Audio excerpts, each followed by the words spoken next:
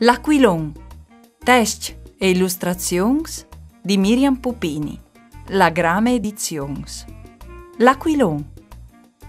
Mariute, sentade sunt un clap, e chiale maraveade lis fueis gialis e rossis de sviz in tal vignalut d'ogni plev. La mattina egli è freschi e clare, e l'aia sbortan pariu lis fa sbalà che je une bielecce. Mariute non sa resisti ai tentazioni e si mette a girare svoletan di qua e di là.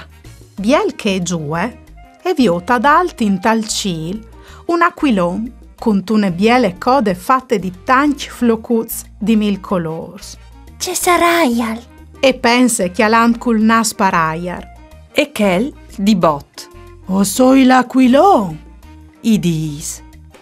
Mariute l'ucchiale e già lo volare sparsè. E i domande. Indu lavastu così di corse? L'Aquilon le chiale spalancanti siei voglons. al spaspaltiliment, biele mariute. E che, plene di ghionde. Oh, c'è biel. Oh, ven anche io. Spietimi. Pe tanto un salt, mariute chiappe il svol. Ma l'aquilon ha le più sveldi je. L'aiar soflant lo fa svolà lontan, viers bugnins. Mariute e mov svelte li so salutis. Ma nu è di fa. Che alle più sveldi je. E svole, lo clame. Si impegna, ma si fa sere e non rive a chiappalu. La luna e gli stelis, al par che i disin Mariute, torni a chiase, la mamma ti spiete. La picciole mariutine e je propit strache.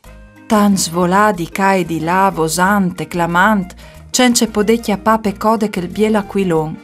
Une vere disperazione. Mariute e svole viers la so chiase. Strache e avilide si indurmidis di bot sulla so rosute. Quan che si sve, e je un'altre volte di lune buine e con tante voe di giua. Biel che chiale a tor e viot une biele fueone svoletai in quintri. Oh, tu sei proprio biele. Tu someis a un aquilon. I dis, fasin bocchie di ridi. E che? Sì, o soi proprio come un aquilon, o sai svolà ad alt. Vuoi stu giua con me? Mariuta non spietave altri. In 4 e 4 vot e tache une biele code alla fueone. E poi vie, a giua che je une maravè.